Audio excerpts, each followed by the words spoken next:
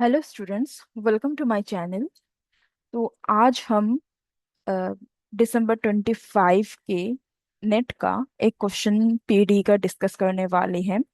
इस क्वेश्चन को सॉल्व करने का मेन मोटिवेशन यही है कि जब भी हमारे पास पीडी के इस तरीके के कुछ क्वेश्चन दिख जाए तो एग्जाम के पॉइंट ऑफ व्यू से या एग्जाम में बैठ के हमें कैसे सोचना है या फिर किस डायरेक्शन में कॉन्सेप्चुअली हम सोचे, ताकि उतना ज़्यादा टाइम टेकिंग भी ना हो और एक्यूरेट आंसर भी हम निकाल पाए।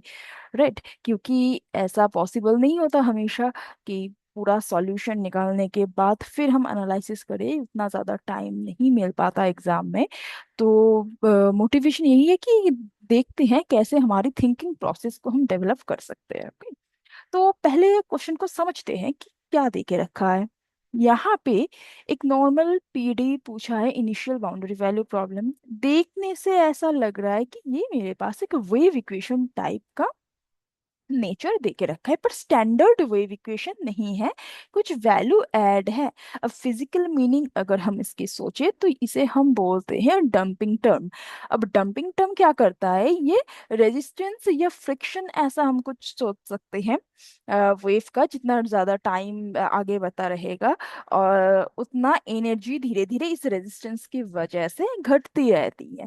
ठीक है, तो ये उसका फिजिकल मीनिंग है, ये प्रोपोर्शनल होता है वेलोसिटी ऑफ वेव के साथ। तो अगर फिजिकल नेचर कुछ सोचे तो ये कुछ होते हैं। ये टर्म ऐड होने का मतलब ये है। तो अब मैथमेटिकली समझते हैं, तो ये इक्वेशन है, उसका बाउंड्री कंडीशन दे के रखा है बोथ एंड पे जीरो। इनिशियल कंडीशन दे के रखा है साइन एक्स एक्स जीरो पे और यू टी एक्स जीरो पे zero. Zero to pi length of the string ऐसा हम सोच सकते हैं। और t greater equals to zero में अब देखो एक फंक्शन डिफाइन करके रखा है ई टी, और इंटीग्रेशन क्या है, एक्स के ऊपर डिपेंड कर रहा है, तो यहाँ पे t एज अ कांस्टेंट हम सोच सकते हैं। ठीक है, तो एक्चुअली ये as a energy function denote होते हैं अगर मैं फिजिकल मीनिंग सोचूं तो। और एनर्जी क्या होता है इसका, कि इस डंपिंग फोर्स की वजह से जितना टाइम इंक्रीज होता है एनर्जी धीरे धीरे डिक्रीज होते रहते हैं। ठीक, अब इसे हम देखो मैथमेटिकली कैसे प्रूफ करेंगे। ठीक है, तो उसके लिए अब सोचो, क्या मुझे इसके ये जो एनर्जी डिफाइन करके रखा है, क्या मुझे इसे सॉल्व करने के लिए इक्वेशन की सॉल्यूशन की जरूरत है, कि मुझे पहले यूएक्सटी क्या है पता चल जाए, फिर मैं यहाँ पे रहूंगी, फिर आगे का काम करेंगे, ईटी के बारे में जो दिया हुआ है वो देखेंगे। ये सोचना है। अगर ऐसे सोच रहे हो एग्जाम में कि नहीं मुझे पहले सॉल्व करना है फिर इसे देखना है, तो वो काफी ज्यादा टाइम टेकिंग होगा, जो कि पॉसिबल होगा नहीं। राइट, अब ऑप्शन में मुझे सॉल्यूशन तो पूछा नहीं है, मतलब यूटी क्या है या एक पॉइंट पे क्या है वो पूछा नहीं है। सारी की सारे इंफॉर्मेशन ईटी के बारे में पूछा है कि ET T greater than zero में क्या नेचर दे रहा है। तो तुरंत हमारे दिमाग में ये आना चाहिए कि मुझे अब फोकस करना है इस फंक्शन के ऊपर, ना कि कैसे सॉल्यूशन वाई यू का सॉल्यूशन क्या है उसके ऊपर। ठीक है, तो ऐसे हमें सोचना पड़ेगा। पर मैं दोनों ही तरीके से दिखाऊंगी कि यूटी कैसे निकालोगे अगर जरूरत पड़े तो, और ईटी को भी कैसे हैंडल हम कर सकते हैं। तो स्टेप बाय स्टेप स्टार्ट करते हैं। पहले हम इन जनरल, मान लो मुझे कुछ नहीं पता, मुझे तो सॉल्व करना है, तो देखो कैसे उसे सॉल्व करोगे। अब इसमें तो कोई फॉर्मूला अप्लाई नहीं कर सकते, क्योंकि ये स्टैंडर्ड वेव तो है नहीं जितना हमारे पास नॉन फॉर्मूलेज होते हैं। तो हमें सेपरेशन ऑफ वेरिएबल से इसे सॉल्व करना है। Separation of variable u equals to x t हम मान लेते हैं। फिर अब क्या करोगे, अब यहाँ पे सब्स्टिट्यूट करोगे इक्वेशन पे, तो वो क्या दे देगा, x t double dash minus x double dash t plus x t dash, right, equal to zero. ठीक है, ये मेरे पास इक्वेशन बना। अब कंडीशन भी बनाना है, बाउंड्री कंडीशन को सब्स्टिट्यूट करो यहाँ पे।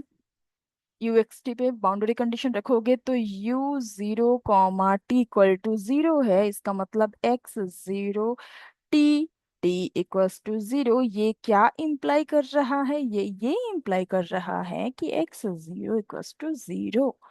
सिमिलरली सेकेंड बाउंड्री कंडीशन रखोगे, u pi comma t equals to zero, same x pi t t equal to zero, तो यहां से क्या इम्प्लाई कर रहा है, x pi equals to zero, right.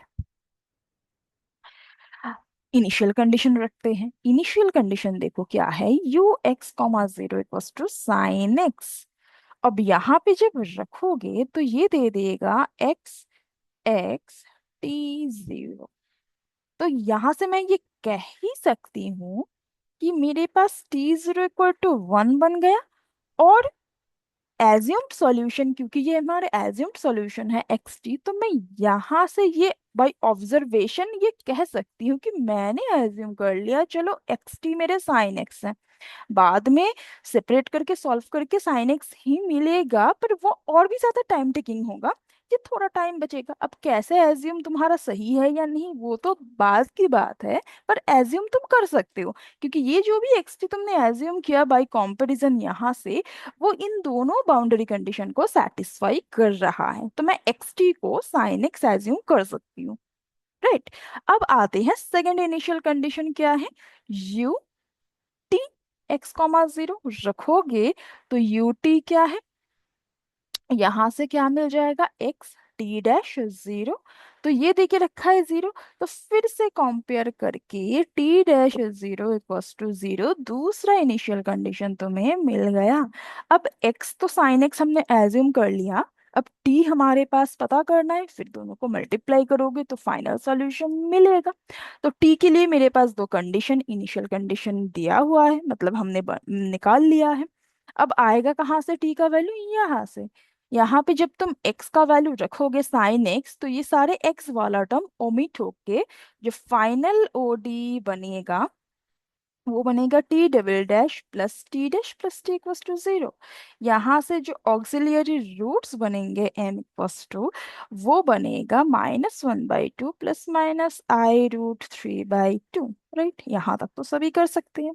अब इसके सॉल्यूशन जब लिखोगे तो सॉल्यूशन बनेगा t का e⁻t/2 a cos root 3/2 t plus b sine root 3/2 t। अब ए बी का वैल्यू कौन देगा, t zero equals to one and t dash zero equals to zero. ये दोनों ए बी का वैल्यू दे देंगे। ए इक्वल टू देखना, ए वन होगा एंड बी इक्वल टू 1/√3 होंगे।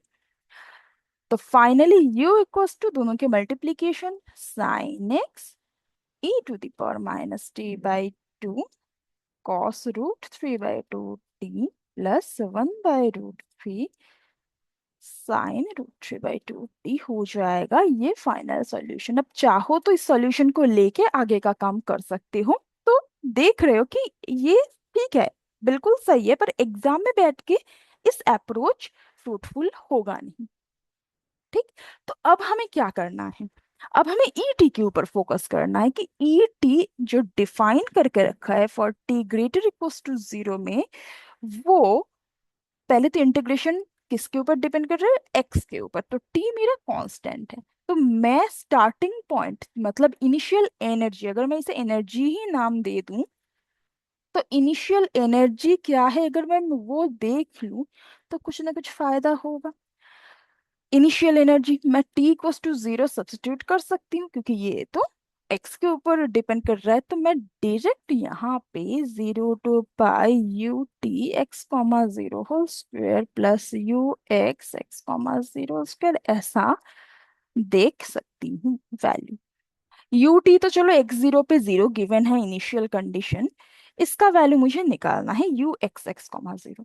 तो यू एक्स कॉमा जीरो मुझे साइन एक्स दे के रखा हुआ है, तो मैं यू एक्स इसका पार्शियल डेरिवेटिव एक्स के रेस्पेक्ट में कर लूँ, कॉस एक्स बनेगी, राइट। तो फाइनली यहाँ पे मिल गया 0 to π cos square x d x, ठीक है।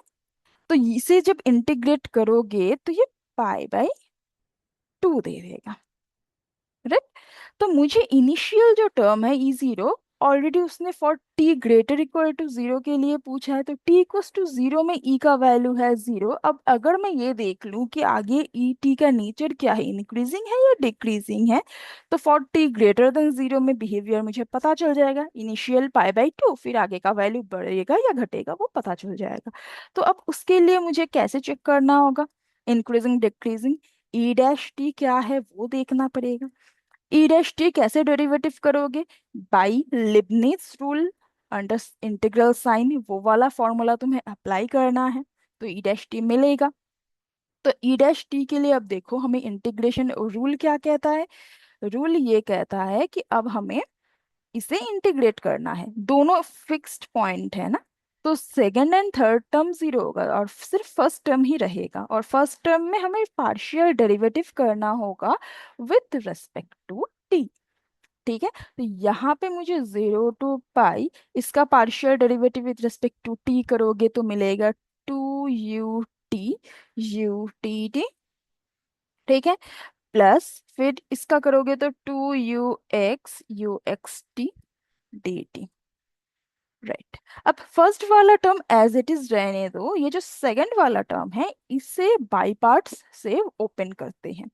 तो E dash t equal to 0 to pi 2 u t plus 2। अब उसे बाई पार्ट से करोगे तो u इंटीग्रेशन ऑफ v, तो u रखोगे इससे इंटीग्रेशन ऑफ v करोगे एक्स टी का, तो वो दे देगा ut में, राइट। क्योंकि अब इंटीग्रेशन तो मुझे x के रेस्पेक्ट में करना है, तो यहां से मुझे मिल गया u इंटीग्रेशन ऑफ v मतलब ut बन गया 0 to पाई माइनस, फिर टू तो मल्टीप्लीकेशन में था 0 to पाई, u का डेरिवेटिव मतलब x के रेस्पेक्ट में u x x, फिर इंटीग्रेशन ऑफ v मतलब u t डी एक्स। ठीक है, अब यहां से ये वाला टर्म ओमिट हो जाएंगे क्योंकि u x जब अपर लिमिट लोअर लिमिट रखोगे तो वो जीरो गिवन है, मतलब वो जीरो दे के रखा है, और u t x comma zero पे जीरो दे के रखा है। तो यहां से मुझे जीरो मिल जाएगा टर्म। अब ये दोनों टर्म से तुम यू टी कॉमन ले लो और टू को भी कॉमन ले लो, तो क्या मिलेगा, U T T minus you x x. U T T minus you x x minus U T वो गिवन इनिशियल मतलब गिवन इक्वेशन से पता चल जाएंगे, माइनस यू टी। तो अगर मैं रखूं यहाँ पे वैल्यू माइनस यू, इसका वैल्यू माइनस यू टी है, तो यहाँ पे रखोगे तो माइनस बाहर 0 to pi U T square D x. तो फाइनली जो ई डैश टी है वो देखो क्या दिखाई दे रहा है, ये स्ट्रिक्टली जो भी है पॉजिटिव है, बाहर एक नेगेटिव टर्म है, तो ये एक नॉन डिक्रीजिंग एनर्जी बन गया, नॉन इंक्रीजिंग सॉरी मतलब डिक्रीजिंग,